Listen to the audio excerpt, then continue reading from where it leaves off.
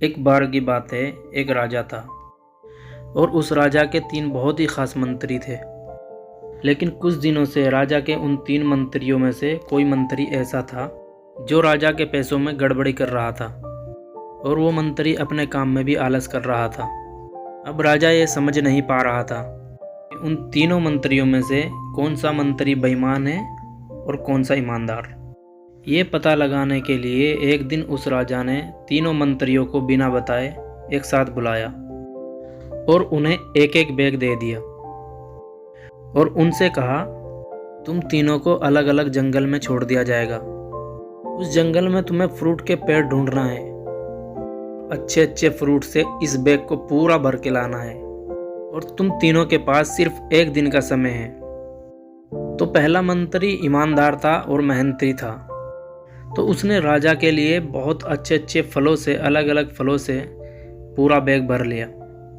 लेकिन उसे ये सब कुछ करने के लिए बहुत मेहनत करनी पड़ी। अब दूसरा मंत्री जो था वो बहुत ही चालाक था।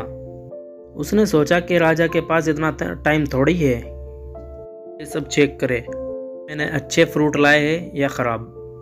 तो बिना ज़्यादा मेहनत किए उसे जो भी फ्रूट ज़मीन पर पड़े मिले उसने वही उठा लिए, उन सब को अपने बैग में भर लिया बिना उनको देखे कि ये अच्छे हैं या ख़राब है, जो बहुत ही ज़्यादा ख़राब थे।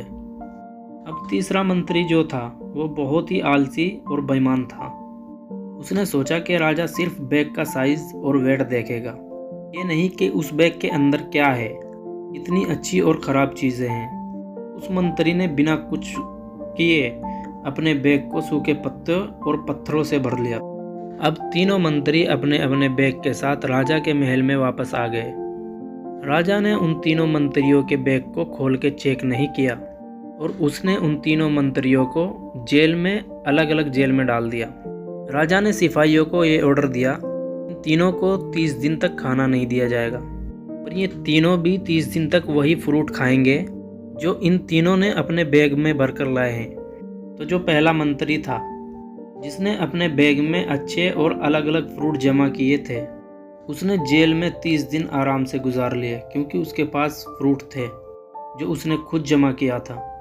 जो दूसरा मंत्री था जिसने खराब फ्रूट जमा किए थे, तो वही खराब और बेकार फ्रूट खाने पड़े और वो उस जेल में कुछ ही दिनों तक जिंदा रह पाया।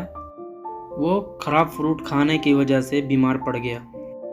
अब जो तीसरा मंत्री था जो बहुत ही ज़्यादा बेईमान और आलसी था, जिसने अपने बैग में सिर्फ सूखे पत्ते और पत्थर जमा किए थे, वो मंत्री जेल के अंदर ही भूख के कारण मर गया क्योंकि उसके बैग में खाने के लिए कुछ भी नहीं था।